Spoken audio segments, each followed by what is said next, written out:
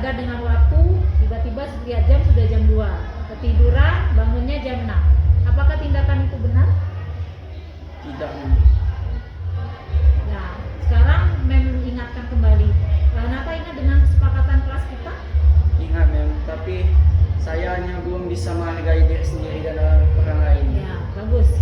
Kamu sudah ingat dan kamu tahu kesalahan yang sudah kamu perbuat ya. Berarti kamu belum menghargai diri sendiri dan orang lain. Nilai-nilai yang sudah kita sepakati. Nah, sekarang apa yang akan Nata lakukan untuk memperbaiki kesalahan Nata itu? Saya akan tidur lebih awal dan mungkin saya akan bermain game di akhir pekan saja. Oke, bagus. Bangga dengan Nata. Kapan Nata akan melakukannya? Mulai malam ini. Mulai malam ini ya, janji ya? Ya. Oke, semoga kamu menjadi anak yang sukses dan menjadi anak yang lebih baik lagi. Terima kasih ya Nata. Ya, silakan kembali ke kelas. Komisi ya. Ya.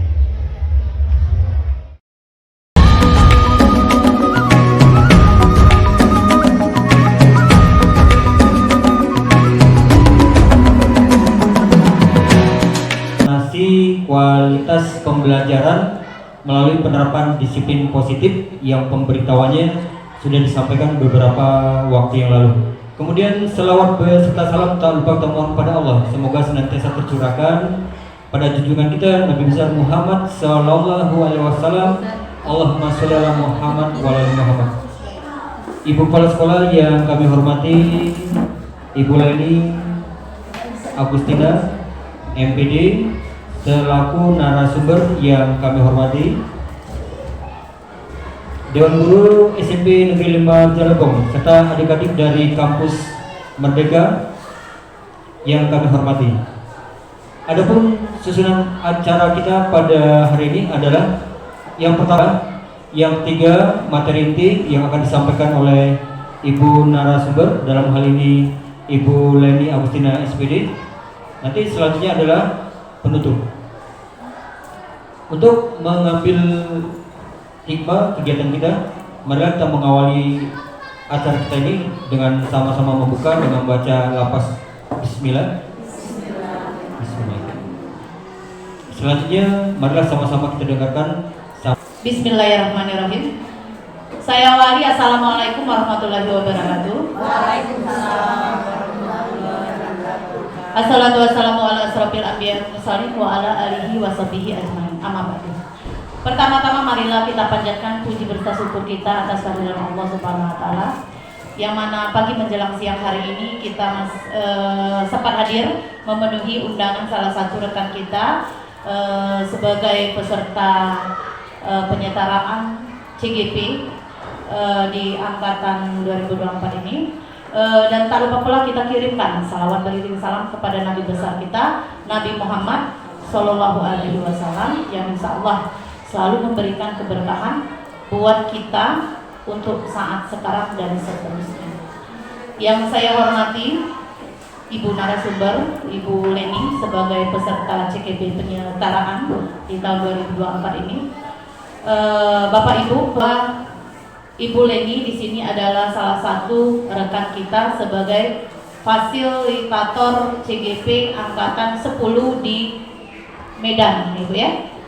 Dan sekarang itu sudah berjalan pada spesial bonus dari kementerian sepertinya Bapak Ibu ya, tanpa melalui proses, karena beliau ini adalah sudah melaksanakan dari PP, kemudian lanjut menjadi fasil, kemudian di CGP-nya beliau ini cukup penyetaraan saja, penyetaraan menyelesaikan beberapa modul, mungkin secara otomatis diberikan rewards dari kementerian, sertifikat CGP-nya secara langsung ya Bapak Ibu ya. Kita sangat berbangga ya Bapak Ibu ya, karena salah satu rekan kita mampu di dunia pendidikan, mampu memberikan motivasi kepada kita. Ini saya harapkan menjadi motivasi. Tempat ini sangat berguna sekali untuk peningkatan kinerja kita, baik itu secara individu khususnya ke Ibu Leni Agustina, dan secara khususnya juga berpengaruh, berdampak besar terhadap satuan pendidikan kita SMP Negeri 5 Rejang Lebong dan umumnya pendidikan di Kabupaten Rejang Lebong. Sekali lagi terima kasih, itu hanya 2 orang ya Bu ya, hanya 2 orang, Ibu Leni Agustina dan salah satunya rekan itu di guru SD kalau tidak salah. Jadi kita sangat berbangga ya Bapak Ibu ya, karena kita salah satu rekan kita berhasil di kesamaan itu tadi, dan kita doakan sama-sama semoga beliau lancar dalam melaksanakan semua kegiatannya dan lancar dalam pelaksanaan modul-modulnya Bapak Ibu ya.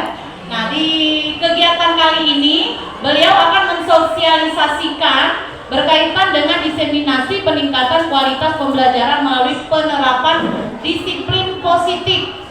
Jadi, besar harapan saya sebagai koordinator di SMP Negeri 5 Rejang Lebong, ini bukan hanya sekedar sosialisasi. Saya berharap ini nanti besar pengaruhnya kepada satuan pendidikan kita. Belum maksimal. Nah, setelah sosialisasi ini nanti dari salah satu CGP ini kita mampu melaksanakannya secara maksimal terhadap peserta didik kita.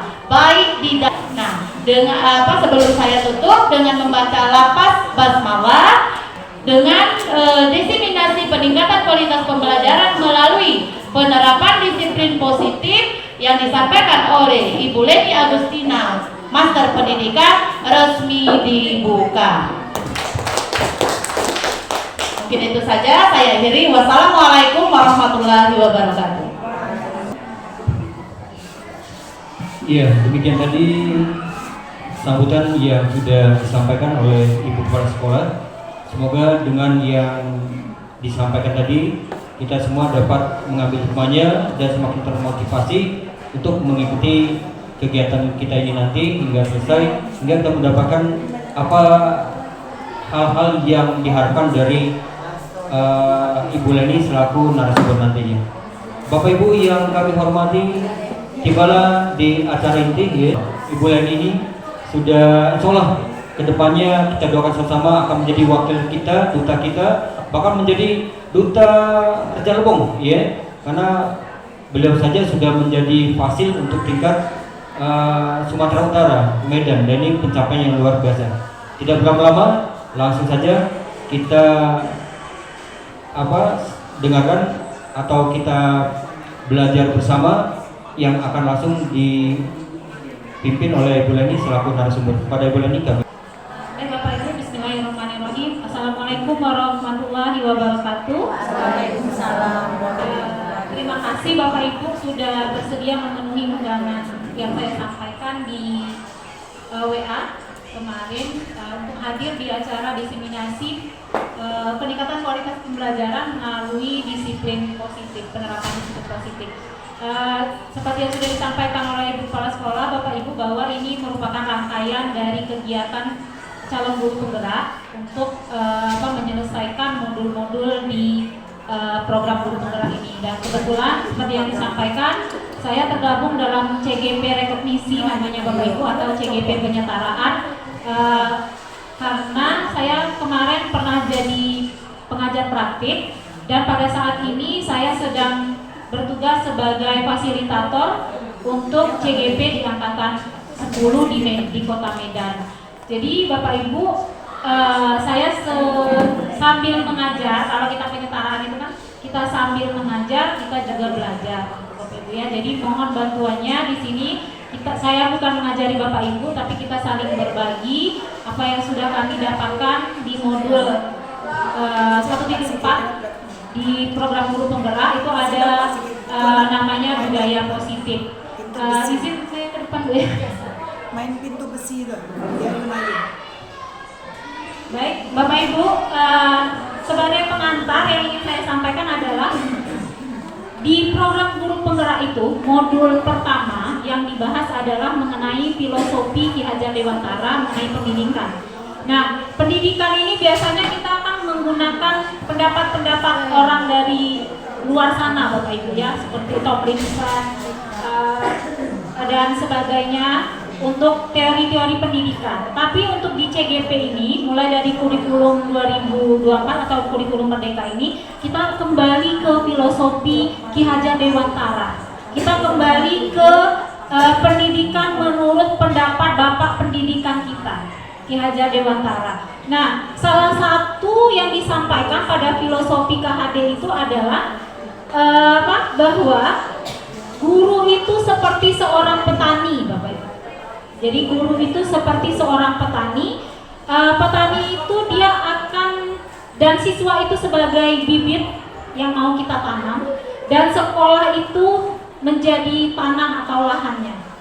Nah, jadi kalau kita petani tersebut menginginkan mendapatkan hasil yang maksimal, berarti bibitnya harus dia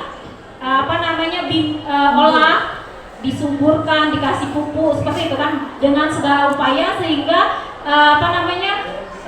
bibit itu akan tumbuh. Begitu juga dengan kita guru. Nah, lalu dengan sekolah, hubungannya dengan budaya positif itu adalah lahan tadi, Bapak Ibu.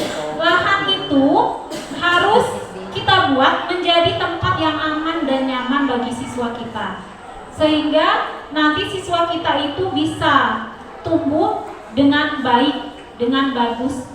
Nah, itulah makanya di sini ada modul budaya positif.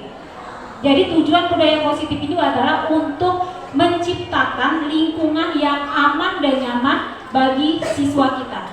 Nah, menciptakan lingkungan yang aman dan nyaman itu tentu saja untuk proses belajar, Bapak Ibu. Jangan sampai dia merasakan bahwa dia tidak bisa tidak bisa berkembang, tidak bisa belajar belajar dari kesalahan maksudnya. Karena dia ketakutan dengan kesalahannya itu. Nah, makanya di sini kita mencoba untuk membahas mengenai budaya positif. Ini perkenalan singkat saja Bapak Ibu karena biasanya dipakai di tempat-tempat umum. Sekarang saya kembali langsung ke ada perubahan paradigma. Di sini kita mau bermain dulu Bapak Ibu sebelum kita mulai. Saya nanti akan berikan Bapak Ibu nanti tolong berpasangan 2 orang. Kita mau main kepalan tangan. Bukan di sebelah sini, itu sebelah sini. Aku pakai sini. Ini saya bagikan kertas untuk berdua. Bapak Ibu silakan menuliskan menulis sesuatu yang menurut Bapak Ibu penting. Yang menurut Bapak Ibu penting di kertas ini. Kertasnya dibagi 2 boleh. Tentang apapun rahasia pribadi. Bagi 2. Bagi 2 boleh. Bagi 2 boleh atau 1 orang saja. Orang-orang Yang penting. Pak Sigit.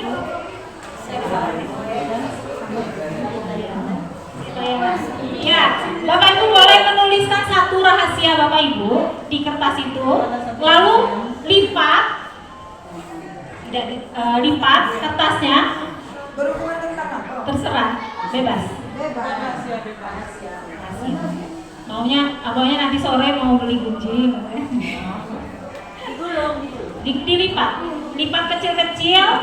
Sudah itu kepal Bapak Ibu, kepalkan tangan.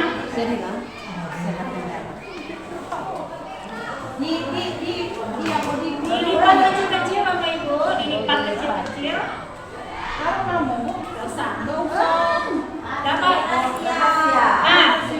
Genggam Bapak Ibu, genggam. Setelah ini genggam, lalu silakan yang di sebelahnya berusaha semaksimal mungkin agar ini kawan kita ini mau membuka tangannya itu sehingga kita tahu rahasianya. Caranya boleh dengan membujuk, dibujuk-bujuk, atau boleh dengan mengajak buka. Kalau tidak buka, aku buka dewet. Lalu boleh dengan menghardik, boleh dengan merayu, boleh dengan menyuap. Buka, aku kasih dulu 50.000. Oke, silakan Bapak Ibu yang tulis yang membuka. Ya.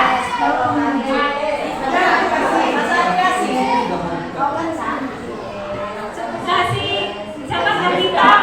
Ardita itu dikasih baik. Oh, dikasih ya. Oke.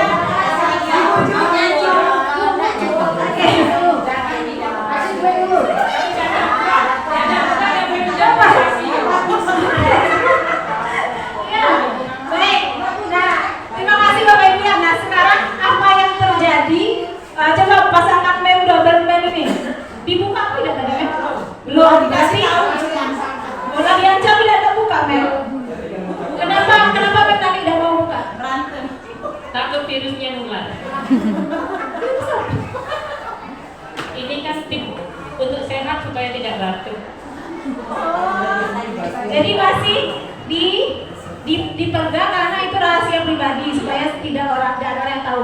Yang tadi berhasil merayu siapa ya? Nah, Ibu Lilis. Ibu Lilis yang merayu. Nah, bisa cerita Bu Lilis?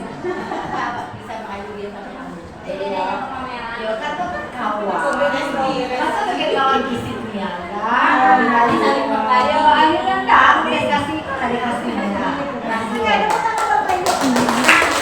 Di sini Bapak Ibu ada yang ingin kita pelajari, yaitu yang memegang kontrol kendali itu yang mana? Yang mengepalkan tangan apa yang merayu?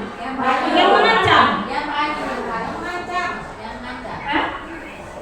Yang mengancam atau yang apa namanya, yang mengepalkan tangan, yang menyimpan? Yang menyimpan.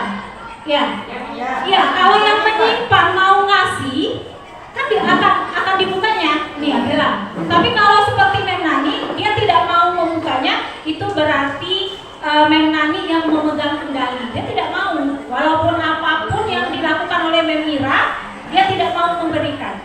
Berarti karena ya posisi kontrolnya itu ada pada Memnani, ada pada yang mengepalkan tangan. Sekarang kita kembalikan ke siswa, Bapak Ibu.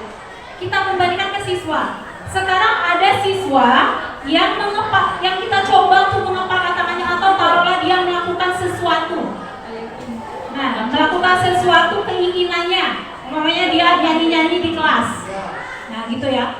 Nah, ketika kita yang mencoba untuk dengan berbagai macam cara menyuapnya mungkin, atau memarahinya, menenangkannya, akan kembali ke dia itulah sebagai kendalinya. Kalau siswa itu tidak mau, dia masih tetap seperti itulah. Nah itu, nah seperti Adit itu sudah berbagai cara kita cobakan, dia tidak bisa kita kendalikan atau kita kontrol. Dia tidak bisa kita kontrol. Dia tetap seperti itu. Dia maunya nyanyi, dia nyanyi. Dia mau azan, dia mau selawat. Nah, jadi seperti itu. Kita berusaha dengan cara kita untuk membuat dia tidak melakukan hal tersebut. Tapi ternyata Adit tetaplah Adit dengan karakternya seperti itu. Nah, di sini yang akan kita pelajari Bapak Ibu itu adalah posisi kontrol. Kalau teori itu ya, teori itu awalnya ada teori stimulus respon. Ini kita belajarnya dulu di bangku kuliah Bapak Ibu. Ada teori stimulus respon namanya. Kalau teori stimulus respon itu si tikus, ingat pelajaran SMA dulu dah, tikus dikasih rangsangan maka dia akan merespon. Itu namanya stimulus respon. Ternyata sekarang ada perubahan paradigma Bapak Ibu. Ada perubahan paradigma dari stimulus kontrol itu menjadi teori kontrol atau teori pilihan atau teori kendali, seperti yang tadi kita lakukan. Jadi kalau teori kontrol itu kita berusaha memahami pandangan orang lain tentang dunia. Seperti tadi kita tidak semua perilaku memiliki tujuan. Anak-anak segera siapkan diri, belajar dengan penuh semangat. Terima kasih. Ya, saya lanjutkan. Lalu hanya Anda yang bisa mengontrol diri Anda. Seperti tadi, kalau kita tidak mau mengepalkan, kita tidak mau membuka kepala, kita tidak akan buka. Itu yang mendasari pemikiran mengenai budaya positif ini Bapak Ibu. Lalu ada kolaborasi dan konsensus menciptakan pilihan-pilihan baru dan model berpikir menang-menang. Setiap orang itu pasti ingin berpikir menang-menang. Saatnya dan berpanggilan.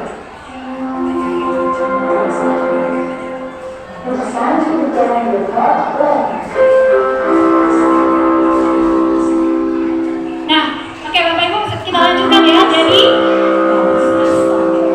Saatnya dan berpanggilan.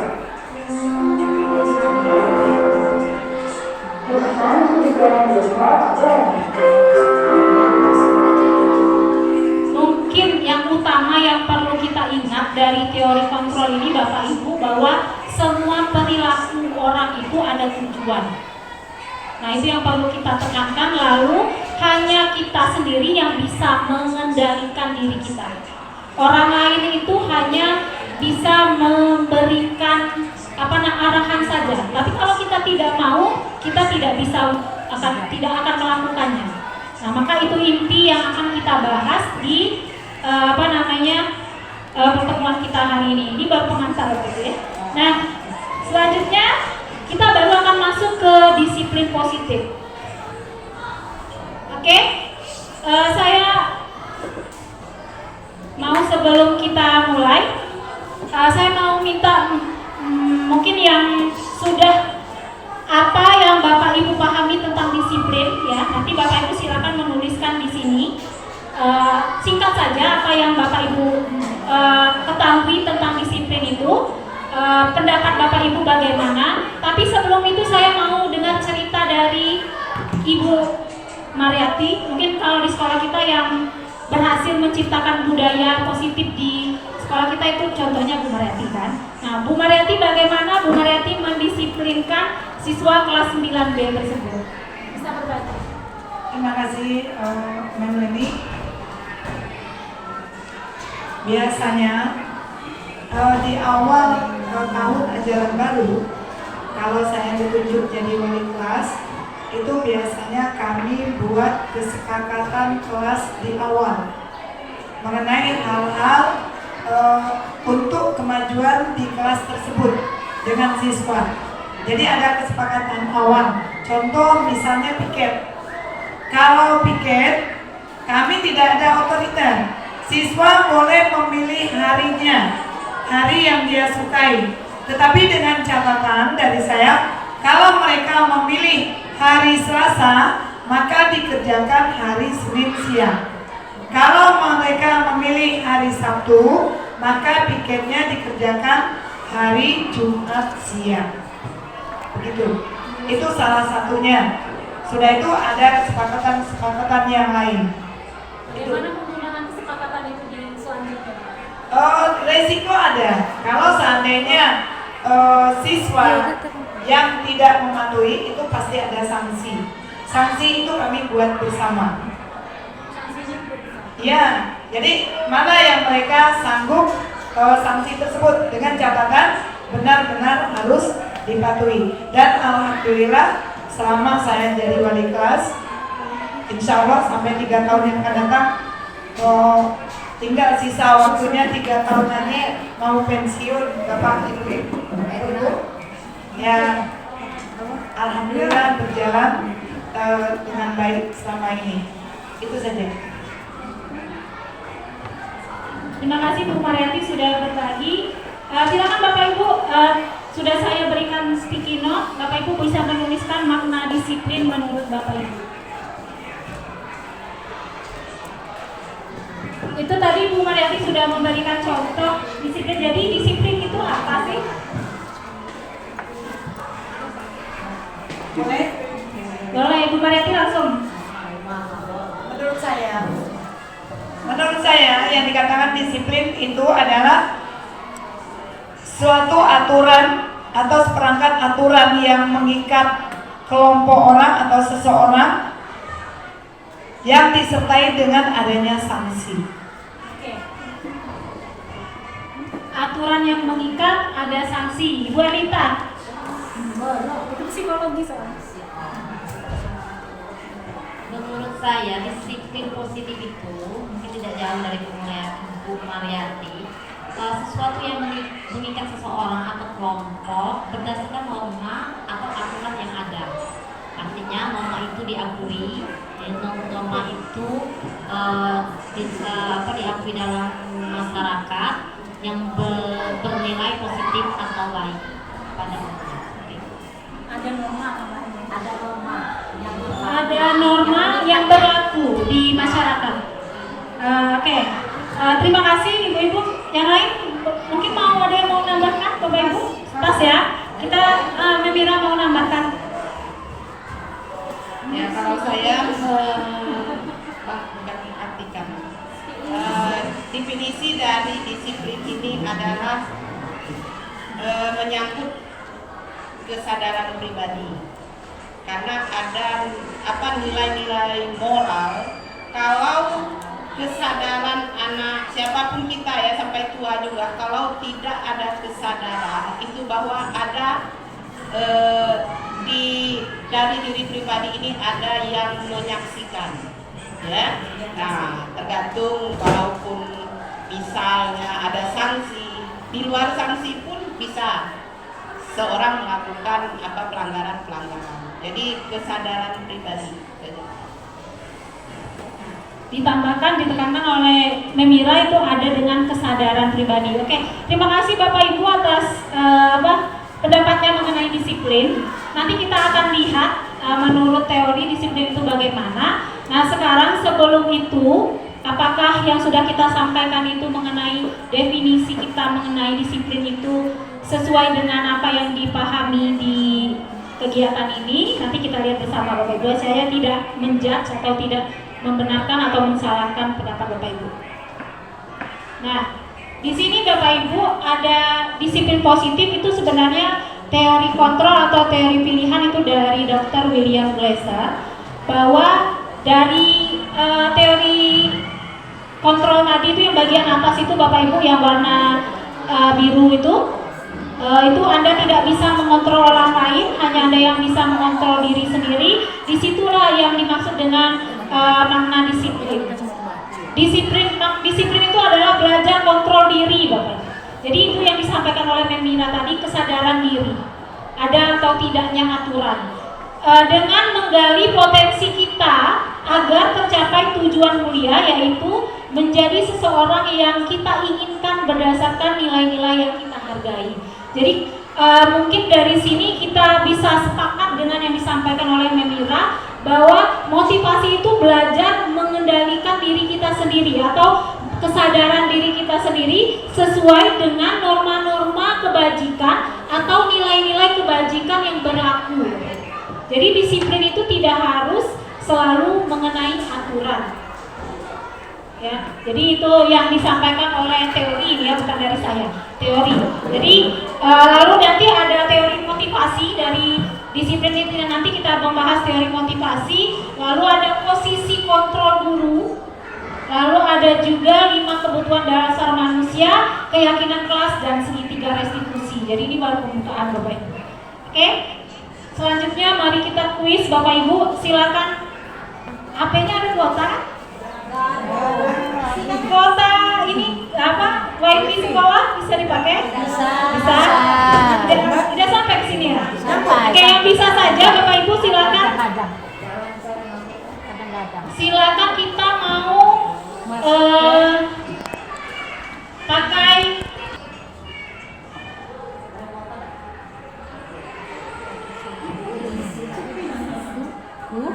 supaya menulis sukanya di mana? Ibu Elsa dari Kedua. Tapi kenapa Ibu kan betul tinggal urutan tempat ya? Waktu karena ini juga dia melihat memanglah sudah mau diri.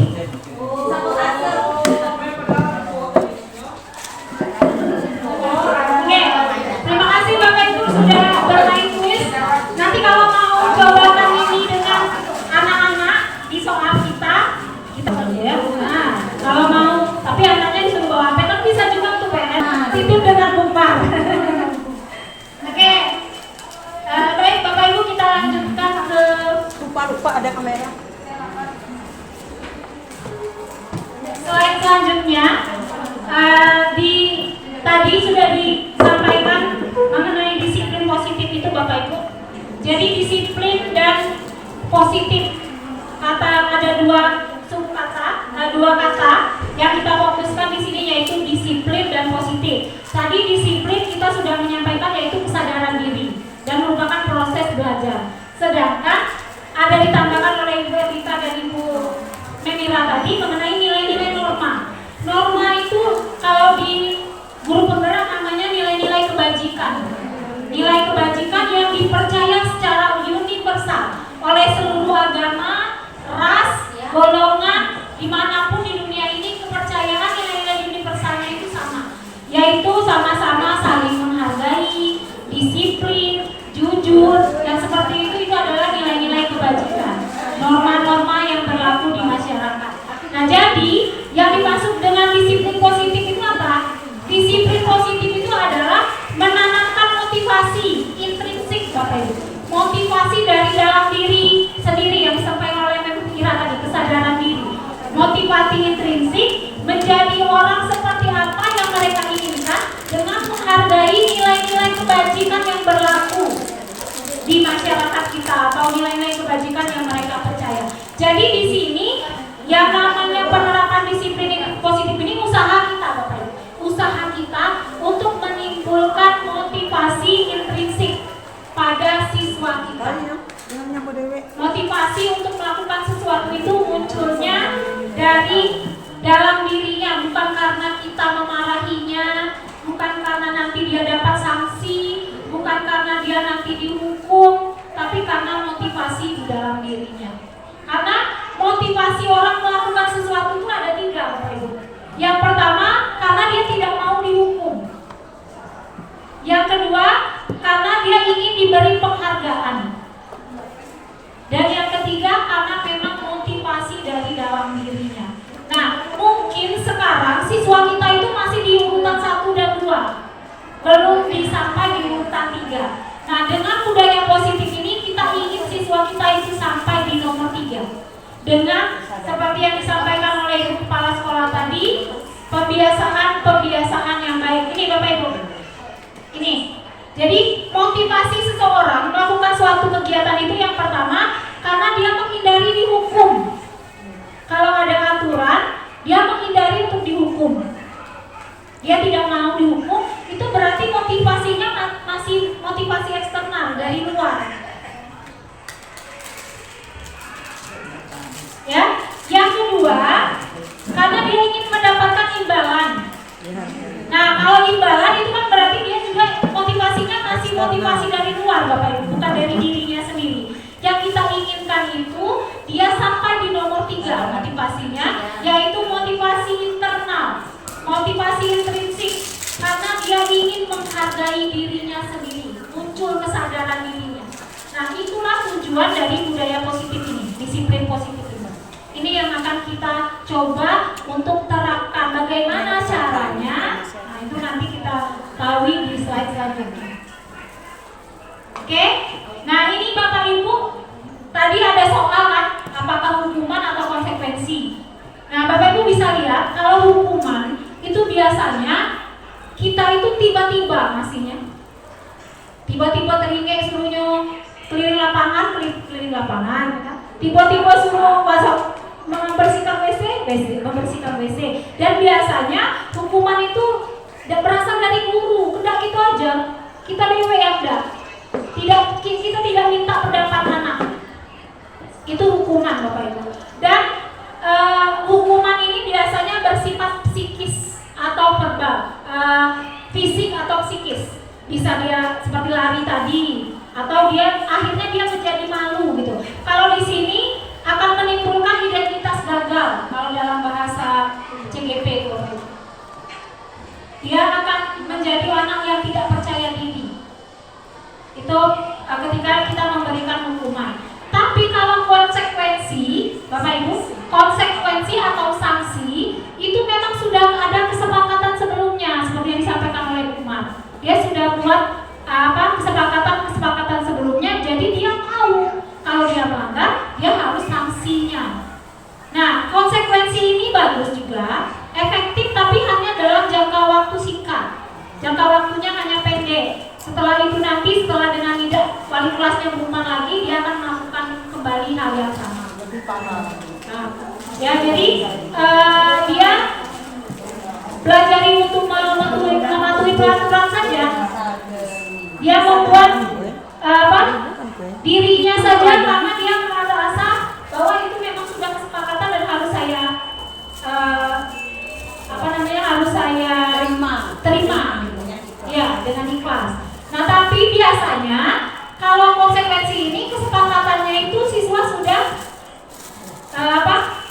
sudah menyetujui, tapi memang masih berasal dari guru kita kan yang kalau tidak masuk denda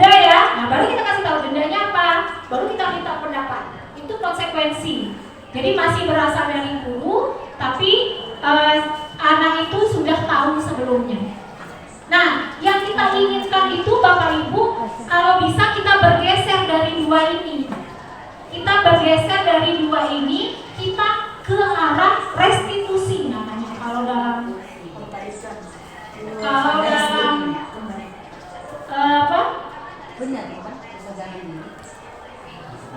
disiplin positif itu adalah restitusi.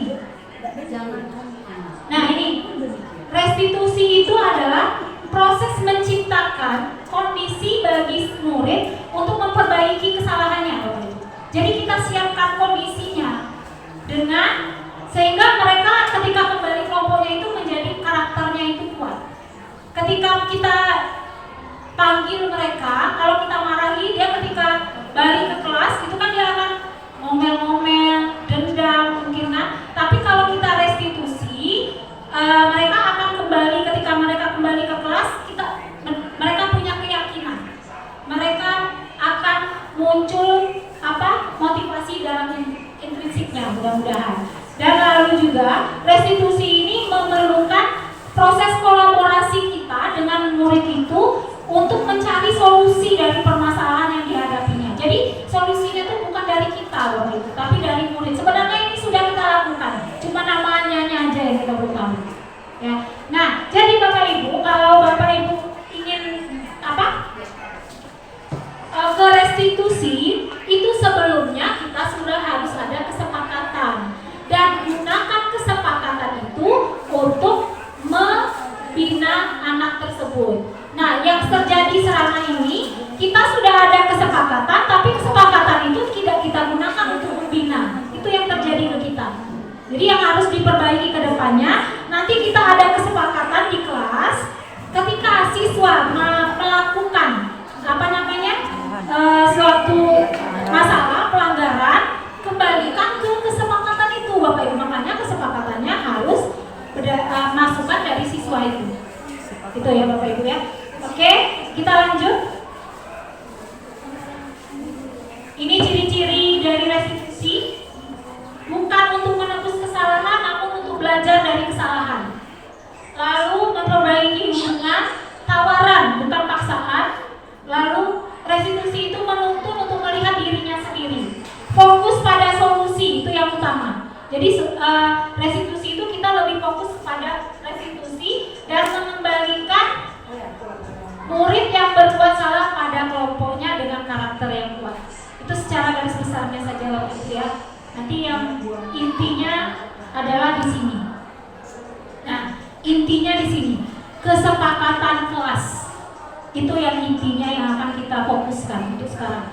Nah, sebelum kita masuk ke kesepakatan kelas atau keyakinan kelas, kita flashback dulu ke belakang Bapak Ibu. Mengapa tidak peraturan kelas saja? Zaman kita Menhanik sekarang kan masih tata tertib. Tata tertib itu kan masih peraturan. Kenapa tidak peraturan? Kenapa harus keyakinan kelas? Nah, sekarang kita kembali ke kasus ini Bapak Ibu. Mengapa kita memiliki peraturan harus menggunakan helm? Kenapa Bapak Ibu pakai helm dengan sadar? Jaga diri, keamanan diri. Ya, berarti untuk keselamatan ya. Untuk keselamatan berarti itu sudah muncul motivasi intrinsik dari dalam diri kita. Kita yakin dengan yang namanya keselamatan.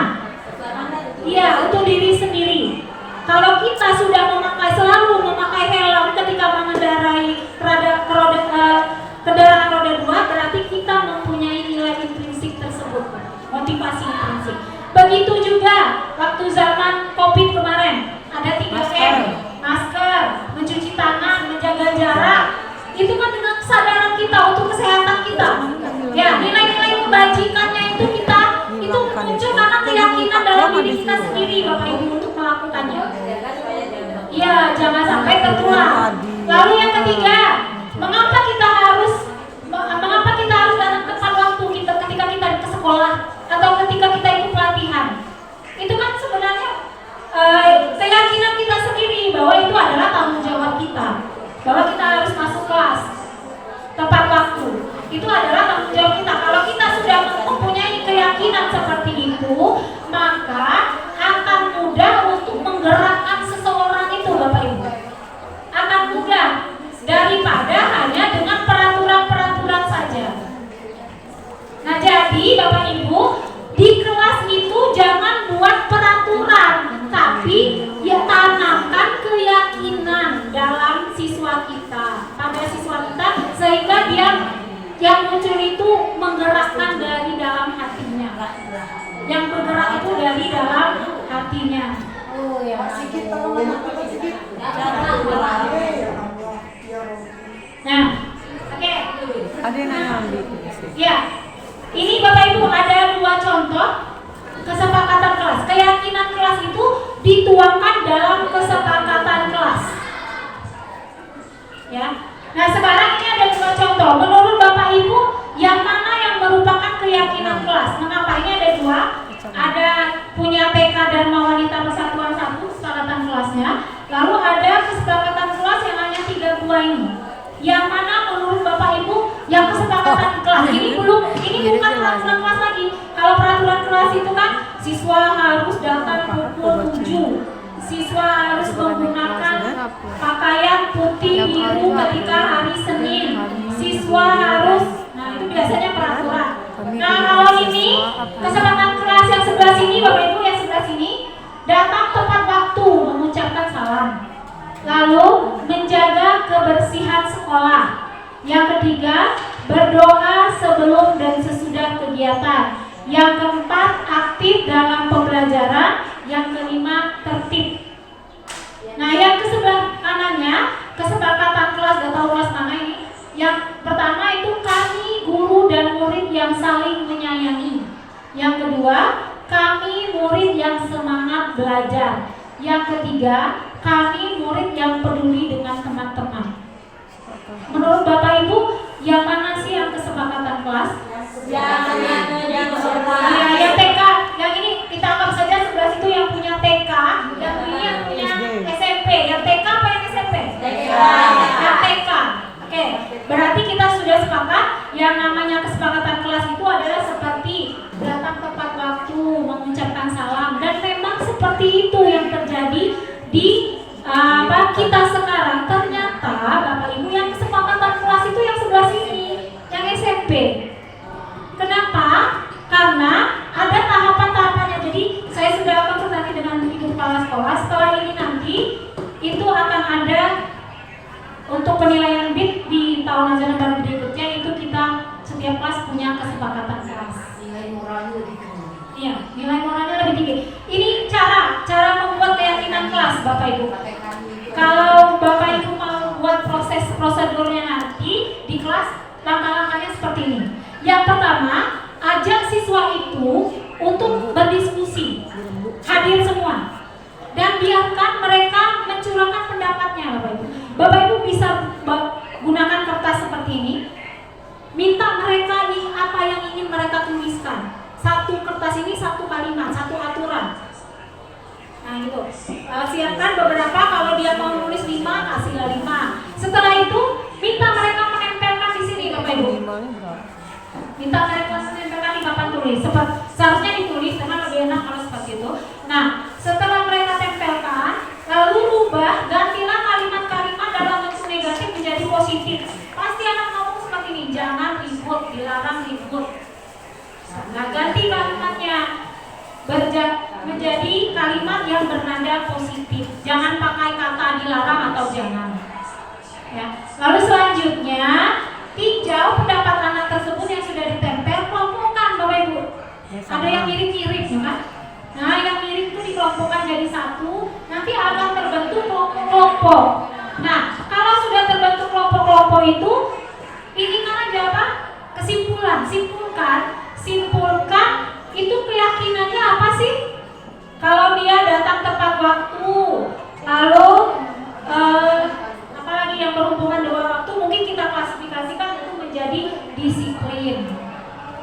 Gitu. Jadi jangan, biasanya kalau sudah kita kelompokkan seperti itu, nanti jumlah kesepakatan kelasnya akan menjadi dikit, tidak sebanyak peraturan tata tertib Mendagri yang itu. Ya. Ini untuk tahap kelas. Bisa juga kita gunakan untuk tahap sekolah, Bapak Ibu. Nah, setelah itu nanti, nah ini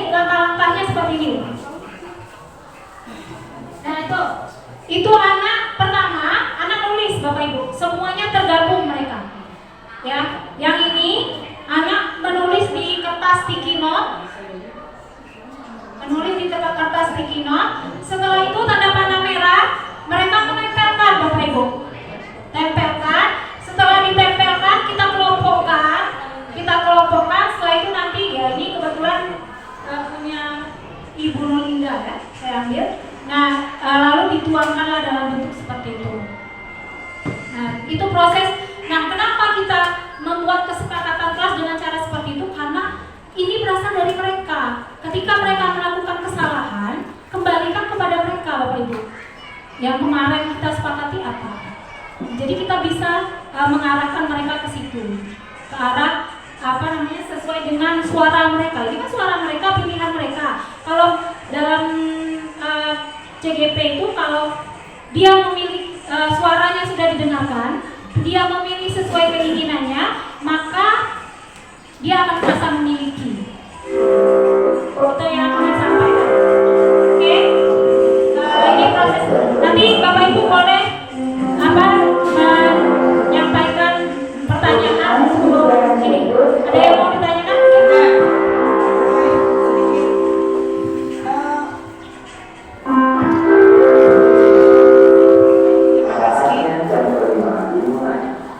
Saya perhatikan setelah hampir 1 tahun berjalan, SMP 5 khususnya kelas 7 sudah menerapkan kurikulum merdeka. Tetapi dalam kenyataan, maaf ngomong, etika, perilaku, tindak tanduk anak kelas 7 sekarang itu tidak terlihat positifnya. Apakah mereka belum diperkenalkan mengenai kesepakatan kelas atau bagaimana? Maaf, ini jadi PR besar untuk kita ke depannya. Itu saja. Ibu Yohana sekalian. Tidak banyak. Jangan banyak-banyak. Cuma mau menanyakan, sudah kita buat kesepakatan kelas, itu ada tidak minimal atau maksimal hasil kesepakatan kelas? Misal, apa 10 poin, apa 5 poin biar efektif. Terima kasih Ibu Yohana. Pertama saya jawab yang Bu Yohana dulu karena lebih profesional. Untuk kesepakatan kelas itu ada baiknya kalau dia jumlahnya sedikit, jangan terlalu banyak karena kita ingin siswa kita itu mengingat. Kalau dia 20 mungkin dia susah untuk menghafalnya kan, mungkin 5, 4 gitu. Nah, kesepakatan kelas ini Bapak Ibu bisa dipakai oleh guru yang ngajar di kelas itu. Jadi jangan kita yang guru mapel buat kesepakatan dewek juga. Terlalu banyak kesepakatan yang harus mereka iya, karena ini kan berlaku nilai-nilai kebajikan universal. Jadi berlaku umum kan. Jadi kita yang wali kelas saja yang buat, nanti kita yang ngajar di situ, kita kan tetap tertulis di tertempel biasanya di dinding, itu bisa kita gunakan. Iya, kalau bisa seperti itu. Kalau kita masing-masing buat juga, apa payahnya anak Berarti awal masuk itu berarti iya. lebih bagus ya. Nah, makanya pas momennya ini di akhir ini sebenarnya tujuan saya itu ke kelas guru kelas 7 atau kelas 8. Cuma berarti hampir mirip visi misi. Iya. Cuma harus jadi itu sekarang itu Bapak Ibu tidak ada lagi visi misi kelas, yang ada itu kesepakatan kelas. Makanya tadi saya sudah koordinasi dengan kepala sekolah. Kita tidak buat visi misi untuk BIM itu tidak ada penilaian visi misi, tapi penilaian kesepakatan kelas. Untuk salah satu saran pendukung di kelas itu kesepakatan kelas. Itu ya Bu Yana. Dan biasanya kesepakatan kelas itu sifatnya lebih abstrak, Bapak Ibu, tidak konkret. Kalau peraturan kelas selama ini kan datang tepat waktu. Kalau kita kesepakatan kelas itu kami murid yang disiplin. Kesannya lebih abstrak. Kenapa? Karena supaya siswa mudah mengingat. Tapi setelah itu nanti ada jabarannya yang harus kita jelaskan kepada siswa kita berdasarkan yang sudah mereka buat. Nah, sekarang pertanyaan Ibu Mariati. Yang pertama saya tidak tahu ya, karena kita ini kan melaksanakan kurikulum merdeka ini kan belajarnya mandiri ya, belajarnya mandiri. Kalau umpamanya mereka tidak mencoba untuk mencari tahu, mereka tidak akan tahu sebagainya. Karena memang dari pemerintah tidak ada bimbingan atau pelatihan untuk kurikulum merdeka ini, Bunda. Tidak ada sama sekali. Jadi itulah sebabnya kemarin saya mau dan termotivasi untuk ikut program guru penggerak ini, Bapak Ibu. Karena di sekolah kita itu kan belum ada yang tahu mengenai, saya pikir guru penggerak ini hubungannya ke kurikulum merdeka sebagian besar. Dan posisi saya sebagai kurikulum, jadi saya harus mengetahui yang saya awalnya ingin ikut itu karena itu motivasi saya awalnya di awal tahun kemarin. Tapi ternyata untuk membahas kurikulum secara khusus di guru penggerak itu tidak ada, bahwa kurikulum merdeka itu seperti ini tidak ada. Yang ada ya seperti ini saja. Tapi saya yakin juga ini bisa kita lakukan tidak hanya di kurikulum merdeka. Nah, jadi kalau pertanyaan Bumar, apakah karena kawan-kawan itu belum tahu dengan kesepakatan kelas? Mungkin juga, gitu kan? Nah, itu yang pertama. Yang kedua, karena kalaupun ada kesepakatan kelas itu, kesepakatan kelasnya cuma ketempel, Bapak Ibu. Tidak terlaksana, tidak digunakan. Nah, itulah tujuan saya kita mengadakan diseminasi ini supaya kesepakatan kelas itu digunakan. Nah, sudah ditempel itu digunakan. Saya menilai supervisi observasi kemarin kan ada kawan kita yang ambil disiplin positif. Seperti Ibu Elpa kan ngambil disiplin positif, Sapa ngambil disiplin positif, Ibu Epi, Susanti ngambil disiplin positif. Nah, itu penilaiannya Bapak Ibu itu berhubungan dengan kesepakatan kelas ini. Ketika ada anak yang ribut mengganggu temannya, seharusnya kawan yang ngambil disiplin positif itu dia mengarahkan dua orang yang mengganggu ini dengan kesepakatan kelas yang ada itu, bukan ke situ, gitu hubungannya. Nah, ya kenapa seperti itu kita panggil anaknya? Kenapa seperti itu kamu ingatkan kesepakatan kelas kita yang mana? Nah, jadi gitu seharusnya kesepakatan kelas itu selalu digunakan. Pertama bisa dengan cara seperti itu, penguatan Bapak Ibu, integrasi di dalam mapel kita.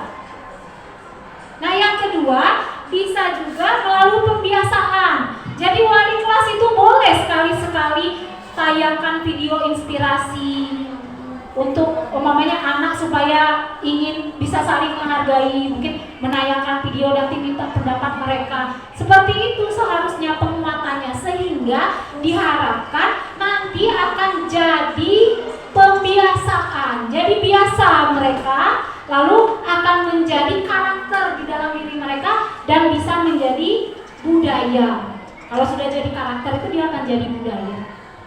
Itu Umar. Lalu selanjutnya itu ya ada dua penyebab tadi. Yang pertama mungkin karena ketidaktahuan, yang kedua karena memang ini tidak digunakan. Kesepakatannya kelas itu hanya tertempel saja selama ini.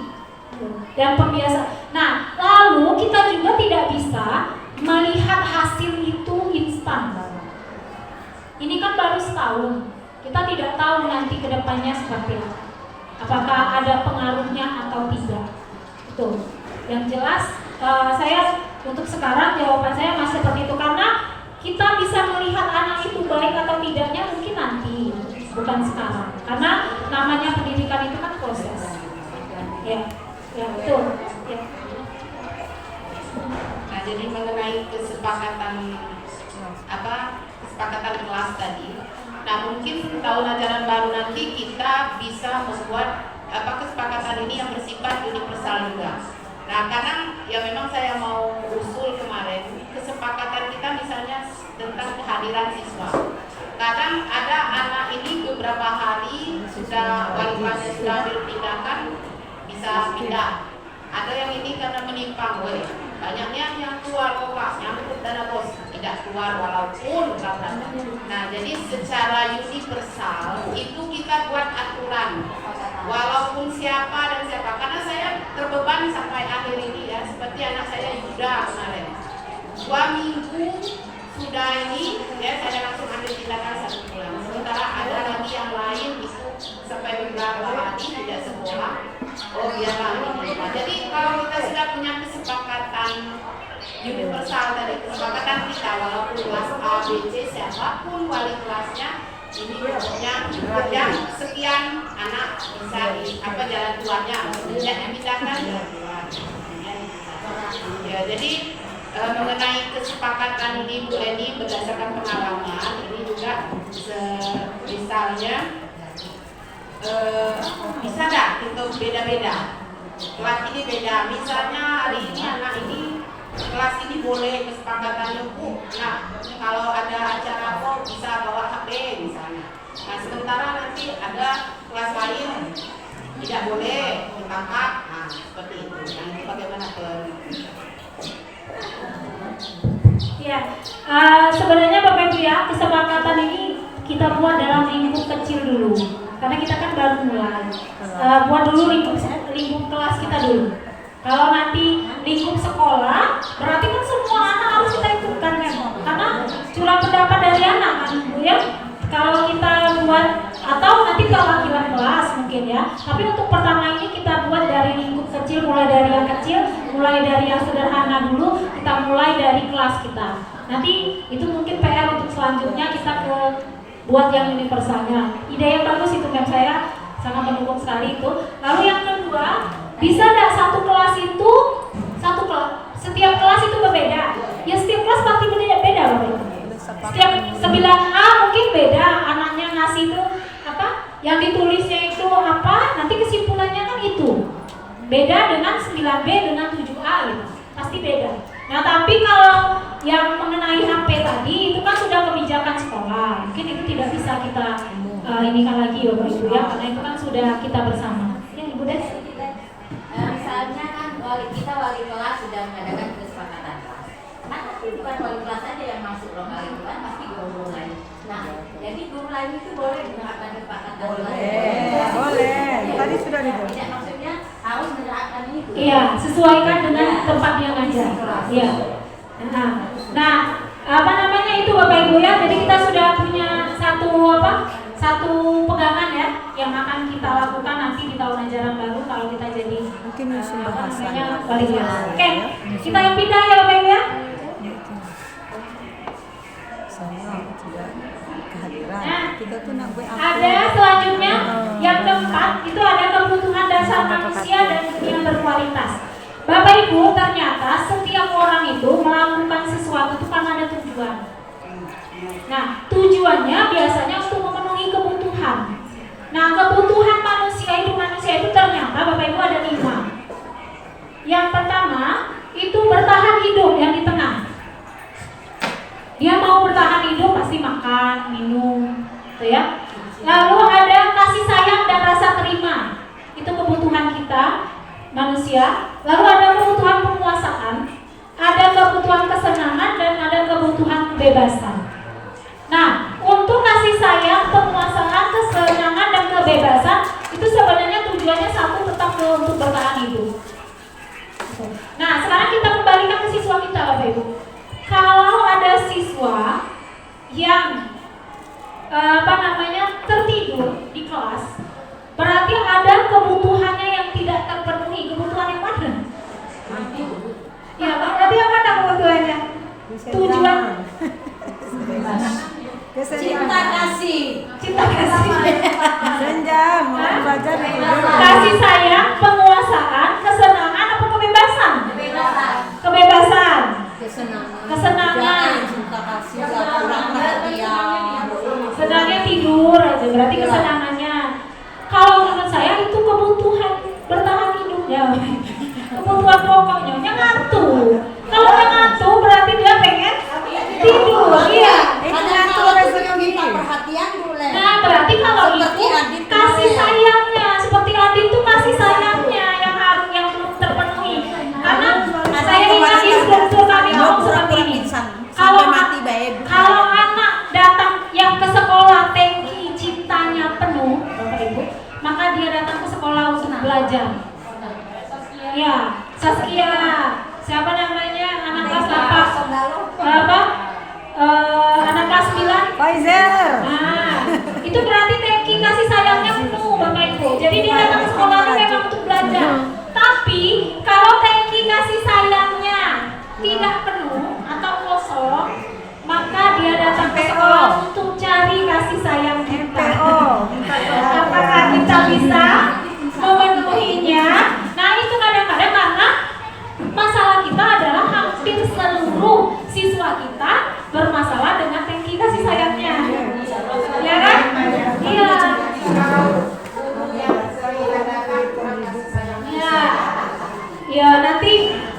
harus kita tambah di sini. Tapi masih saya itu tidak bisa hanya kepada guru dan rumahnya Iya, tapi sekarang benar, tapi sekarang kita berbicara ketika mereka di sekolah. Sulit kita bedakan antara kebutuhan hidup dan kesenangan tadi. Seperti contohnya tidur. Ya, mungkin bisa double seperti tidur tadi, dia masuk mau bertahan hidup juga kesenangannya. tapi nggak juga kadang-kadang dia nggak di rumah itu begadang. Gimana solusinya menghadapi Iya, terpaksa. terpaksa bertahan hidup. Berarti kan contohnya seperti ini Bapak Ibu. Ada yang ngejek-ngejek nama orang tua. Nah, itu kan dia main-main. Berarti dia cari kesenangan. Dia tahu lawannya emosi.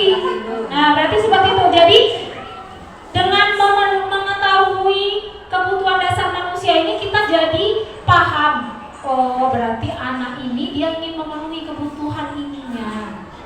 Itu yang mau didapatkan dari sini. Solusinya kita biarkan saja. Ya, nanti ada selanjutnya. Oke, jadi sekarang Bapak Ibu sudah mempunyai konsep bahwa ketika anak melakukan sebuah perilaku itu karena dia mau memenuhi kebutuhannya, kebutuhan bertahan hidup, kebutuhan pemasakan, kasih sayang, kebebasan dan kesenangan. Nah, mungkin dia tidur karena dia nahan lapar. Kemudian bisa jadi. misalnya apabila kita sekolah terjadi yang seperti ini. Nah, langkah-langkah kita ini. Yes. Ini yang selanjutnya. Langkah selanjutnya. Nah, ada 5 posisi kontrol sebelum menjawab pertanyaan Ibu Destiani. Ada 5 posisi kontrol guru Bapak Ibu. Tadi kan kita di awal membahas tentang posisi teori kontrol. Nah, ada posisi kontrol guru itu yang pertama penghukum. Menghukum gitu tuh. Kamu ini terlambat baik terus. Push up. Nah, push up 5 kali. Nah, atau pungut sampah. Nah, itu berarti kita sebagai penghukum karena hukuman tadi sifatnya tiba-tiba. Belum ada kesepakatan sebelumnya. Yang kedua, membuat merasa bersalah. Nah, ini yang kebanyakan kita cobakan ke murid kita. Kalau orang hadapi bungkar itu tidak kasihan ke ibu kau, tidak kasihan ke orang tua kau, tidak kasihan ke mepok, bebas ibu jelaskan lama-lama kau tidak perhatikan. Itu kita mengambil posisi membuat mereka merasa bersalah. Kalau dia masuk ke sininya, dia akan merasa tidak percaya diri. Kalau kita membuat rasa bersalah. Nah, ada juga posisi guru itu sebagai teman. Nah, saya rasa ini yang paling bagus sekarang mungkin ya bagi kita. Tapi ternyata setelah itu ada lagi. Posisi teman tuh kita galak bercanda, gelak-gelak. Iya, apa? Jam berapa? Kita seperti kita dengan kawan kita saja memposisikan siswa. Itu namanya kita mengambil posisi sebagai teman. Nah, kalau pemantau ini Bapak Ibu kita mengaitkannya dengan peraturan atau kesepakatan. Apa peraturan kita? Masuknya jam berapa? Jam 7.30. Kenapa datangnya? Tahu konsekuensinya apa? Nah, seperti Bumar umpamanya. Kenapa sudah 3 hari tidak masuk? Kamu tahu kan apa konsekuensinya pembelajaran saya kalau tidak masuk? Nah, seperti itu namanya kita sebagai pemantau. Karena sudah ada konsekuensi. Nah, selanjutnya ini yang posisi diinginkan Bapak Ibu. Manajer. Kelanjutan dari Bukmar tadi hubungkan dengan keyakinan kelas. Nah, ini sudah terjawab jawaban pertanyaan Ibu Destiani. Jadi, kalau siswa berbuat kesalahan, hubungkan dengan konsekuensinya tadi, lalu hubungkan dengan keyakinan kelas. Tanyakan keyakinan kelas yang mana yang belum dilaksanakan, dan minta mereka mencari solusinya sendiri. Itulah yang posisi manajer. Nah, sekarang Bapak Ibu perlahan kita coba menggeser. Saya sudah 1 tahun bergabung di guru penggerak ini Bapak Ibu. Sebenarnya seharusnya dari segi ilmu saya sudah tahu, tapi saya masih melakukan penghukum itu Bapak Ibu. Penghukum itu ciri khasnya ngomongnya emosi, nunjuk. Dia tuh marah-marah. Nah, itu penghukum. Kau itu marah. Nah, itu berarti kita sebagai penghukum. Nah, sekarang mulailah bergeser ke bawah kita. Mulai dari jadikan dulu mereka teman. Kalau saya nengok Bumar, kalau saya selama ini posisi di depan tuh Bumar, saya ngamati Bumar. Oh, Bumar ini berarti lagi menjalankan posisi kontrol ini. Bisa berubah-ubah posisi kontrolnya. Kalau Bumar tuh saya lihat seperti itu. Pertama dia ini dulu, pembuat rasa bersalah dulu. Sudah itu nanti dia bergeser jadi teman, sudah itu dia bergeser lagi ke pemantau, tapi belum sampai ke manajer. Nah setelah itu nanti Bumar akan jadi manajer. Ya karena manajer itu kita cuma membimbing saja kan, tidak masuk ke dalamnya. Mereka yang cari solusinya. Nah untuk mencapai ke posisi manajer ini Bapak Ibu, kita perlu yang namanya, nah ini dulu lah sebelum itu. Saya kecewa sekali dengan kamu. Itu posisi mana kita?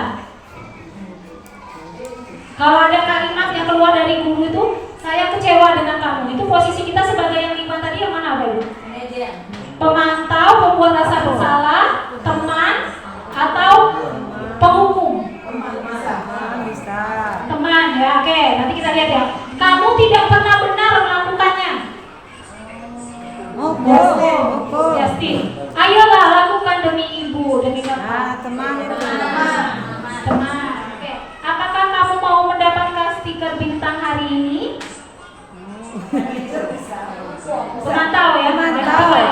Teman. Oke. Bagaimana kamu bisa menyelesaikan masalah ini? Oke. Kamu selalu yang paling terakhir.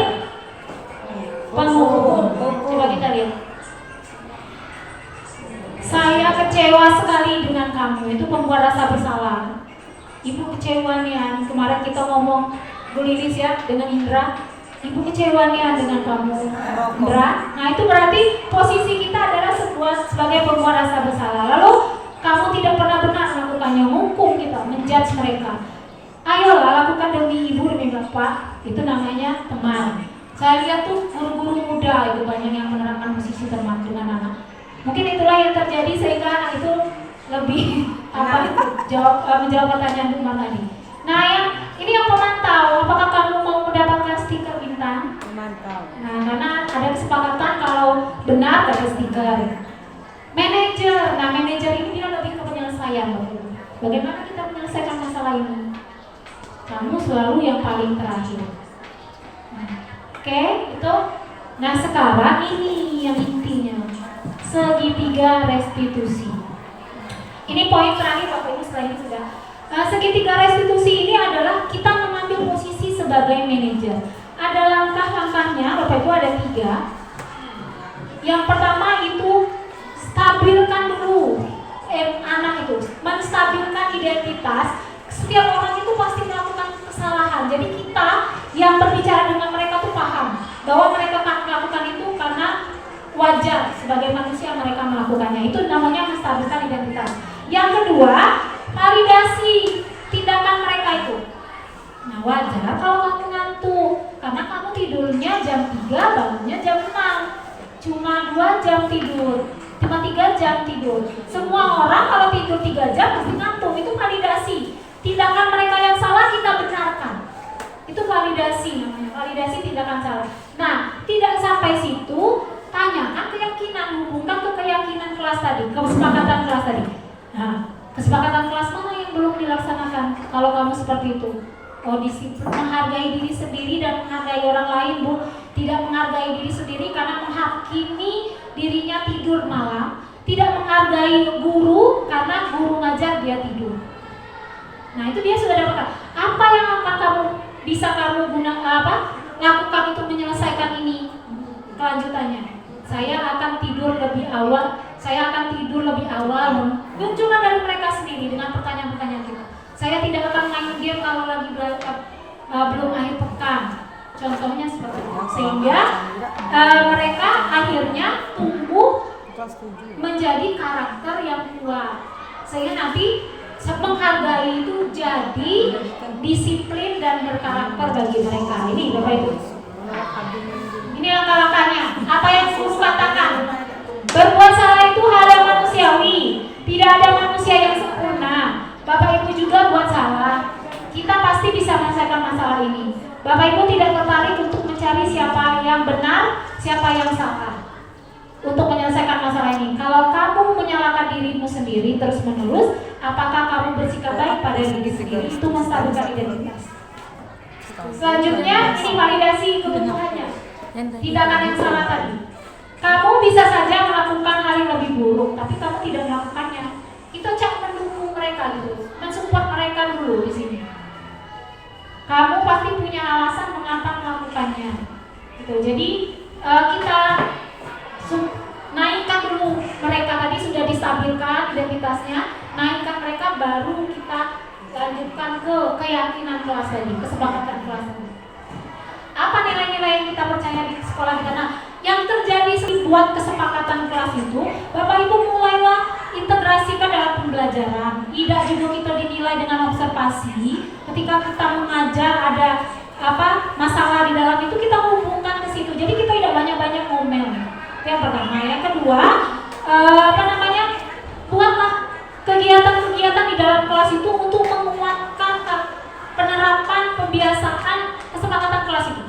Umpamanya kita tayangkan video motivasi, kita tayangkan cerita inspirasi, kita buat minta mereka untuk melakukan kegiatan-kegiatan apa gitu, sebulan sekali atau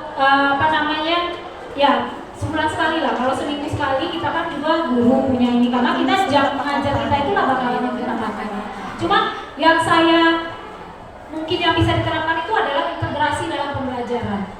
Itu Bapak Ibu. Jadi kesalahan yang terjadi oleh siswa itu hubungan langsung ke keyakinan kelas. Oke, itu benar kata Ibu Desriani. Namanya saja kita udah tahu segitiga restitusi.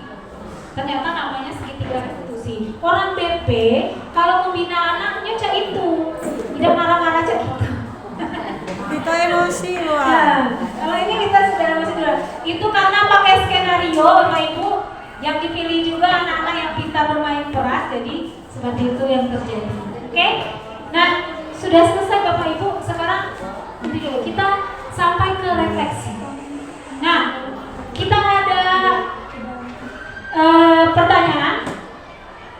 Ini ada 4 pertanyaan. Apa hal baru yang Bapak Ibu peroleh dari kegiatan hari ini, diseminasi hari ini? Lalu yang kedua, bagaimana perasaan Bapak Ibu? Boleh perasaan Bapak Ibu kita ketika mengikuti kegiatan ini, boleh juga perasaan Bapak Ibu terhadap siswa-siswa kita.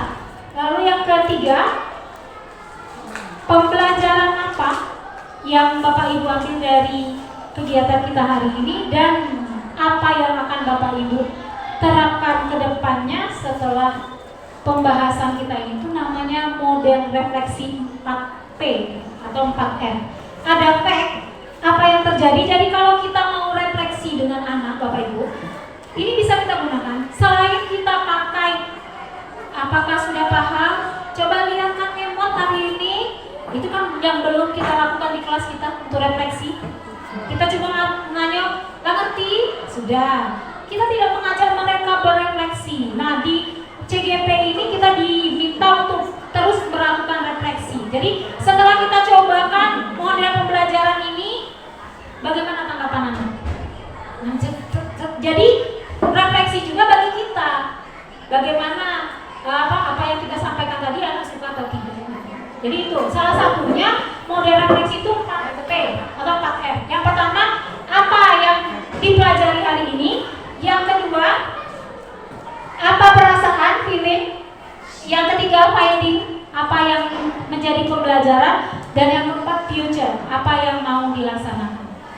Oke Bapak Ibu, silakan tuliskan di kertas ini. F yang 2 itu di kertas 2 hijau, 2 pink. Satu-satu. Hijau yang pertama itu di dari kamera. Hijau yang pertama itu di ini.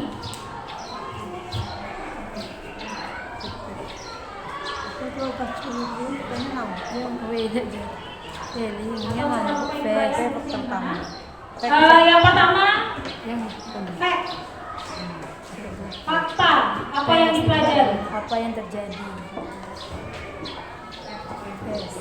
apa yang dipelajari hari ini, apa yang terjadi hari ini. Singkat aja Bapak Ibu, jangan banyak-banyak. Ayat nulis. Ini itu dalam iya, dalam belajar apa yang dalam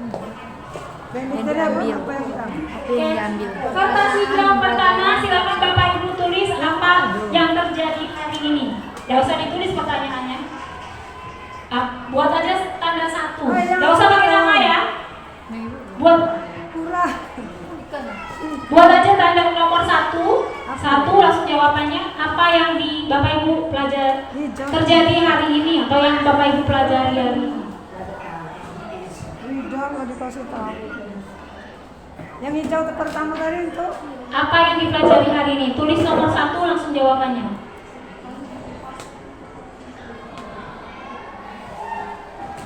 Apa yang Bapak Ibu ingat hari ini? Oke. Pink yang pertama, nomor 2. Bagaimana perasaan Bapak Ibu? Perasaan, boleh perasaan hari ini, boleh juga perasaan dihubungkan dengan siswa-siswa kita sebelumnya. Nomor 2, perasaan. Perasaan hari ini atau perasaan dihubungkan dengan kita sebelumnya.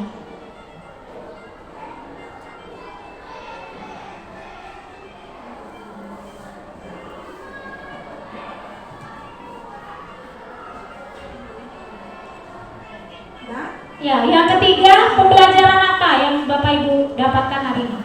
Pembelajaran apa? Kertas hijau yang kedua. Kertas hijau yang kedua, pembelajaran apa yang didapatkan hari ini?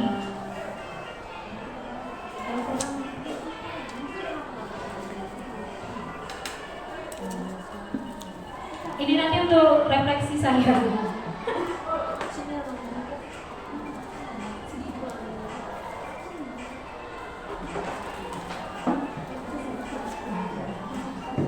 Dan pink yang kedua itu penerapan apa? Bapak Ibu akan terapkan apa yang Bapak Ibu terapkan nanti ke depannya? Future. Penerapan ke depannya.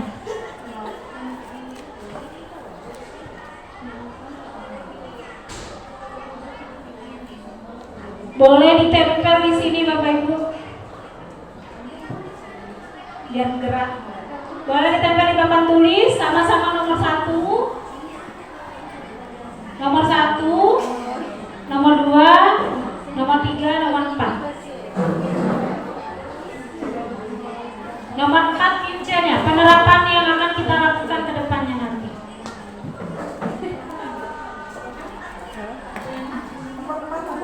Penerapan apa yang akan kita lakukan nanti. Target kita, target.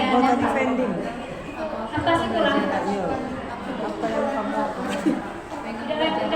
apa yang dipelajari hari ini? Yang terakhir. Ya ada yang ketiga tadi.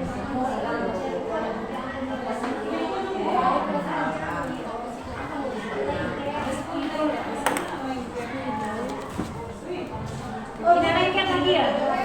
Pertanyaannya kepadanya apa? Penerapannya. Apa yang akan diterapkan nantinya ke depan? Sudah tadi. Yang nomor 3. Apa yang namanya? Disuruh nulis dikit. Ada pending. Oke, kalau tidak lengket lagi biarlah Bapak Ibu nanti jadi refleksi kita saya saja untuk kegiatan perbaikan ke depan. Oke, masih ada yang mau didiskusikan Bapak Ibu sebelum kita akhiri kegiatan kita? Sudah ya? Oke, terima kasih Bapak Ibu sudah nanti diambil. Terima kasih sudah meluangkan waktu, tenaga dan pikirannya untuk bergabung di kegiatan hari ini. Semua yang kita lakukan ini Bapak Ibu adalah tujuannya untuk murid-murid kita. Jadi kita menambah wawasan kita agar kita dapat menerapkan yang terbaik bagi siswa-siswa kita nantinya.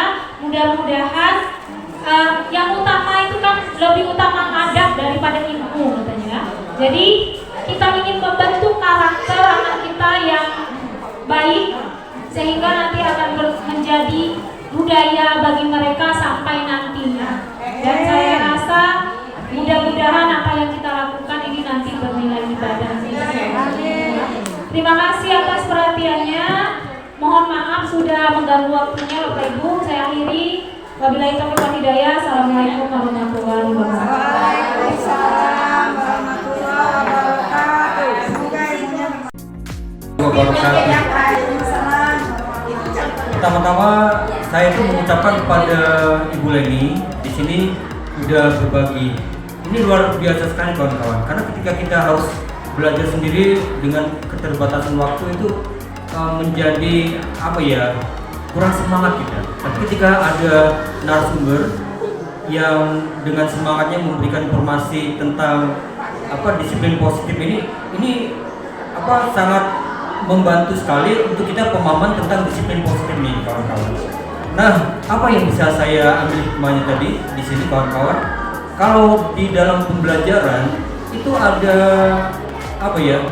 ketika metakognisi itu atau metakognitif sudah mencapai ke siswa, contoh begini kawan-kawan, anak-anak mengerjakan PR, tetapi setelah dibahas kok jawabannya salah.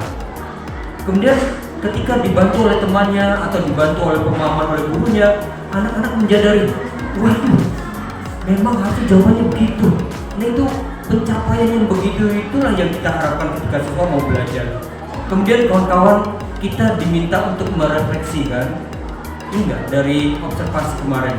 Nah di tingkat refleksi inilah ketika kawan-kawan guru kita lah gitu ya, sampai pada tingkat kesadaran, oh iya ternyata kekurangan aku di sana tadi mengajar. Oh ternyata kelebihan aku ketika mengajar di sana ya. Pencapaian ini itulah yang diharapkan oleh kurikulum merdeka yang mestinya kita upayakan kawan-kawan. Nah di sini dalam hal disiplin positif, kalau saya bandingkan dari metakognitif, refleksi, kemudian ada restitusi, sepertinya kesadaran tingkat tinggi inilah yang mesti kita capai kawan-kawan. Oke, sekali lagi terima kasih Bu Leni. Terima kasih kawan-kawan banyak yang udah belajar bersama di sini. Itu saja. Wassalamualaikum warahmatullahi wabarakatuh. Sebelumnya terima kasih kepada Mem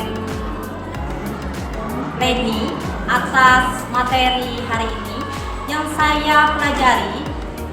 Sebenarnya sesuatu yang dipaparkan Mem Leni itu mungkin itu adalah teori-teori yang sudah ada.